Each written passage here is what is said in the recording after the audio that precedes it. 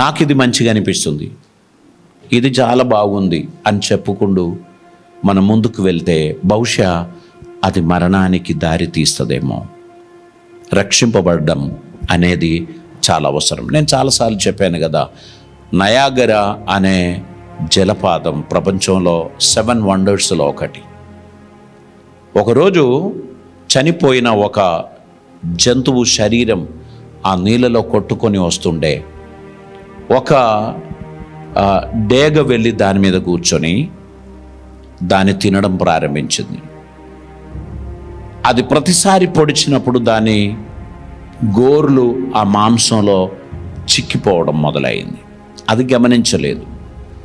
ఇంకా కొంత దూరం ఉంది కదా, ఇప్పుడే ఎందుకు తొందర, దగ్గరికి పోయినప్పుడు నేను ఎగిరిపోతా ఎట్లయినా అని అనుకొని అది తినుకుంటూ జలపాతం దగ్గరికి వచ్చినప్పుడు ఎగరడానికి ప్రయత్నం చేసింది, కానీ దాని గోర్లు మాంసంలో చిక్కిపోయింది.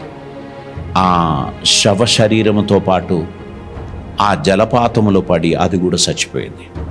మన ఆత్మీయ జీవితం కూడా అలాగనే, ఇంకా టైం ఉంది కదా అని అనుకొని పాపములోనే మునిగి తేలుచున్నటువంటి మిత్రమా, భవిష్యత్ టైం ఎక్కువగా ఉండకపోవచ్చు. జాగ్రత్త పడి ఈ దినమే మన రక్షణ దినం అని అర్థం చేసుకోండి. మనలని బ్రతికించువాడు దేవుడు మాత్రమే, మనలని సంరక్షించువాడు దేవుడు మాత్రమే.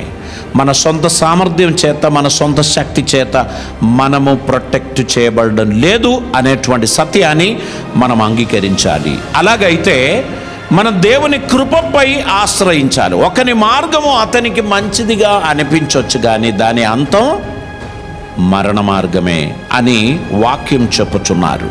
కాబట్టి మన దేవునిపై విశ్వాసం ఉంచాలి.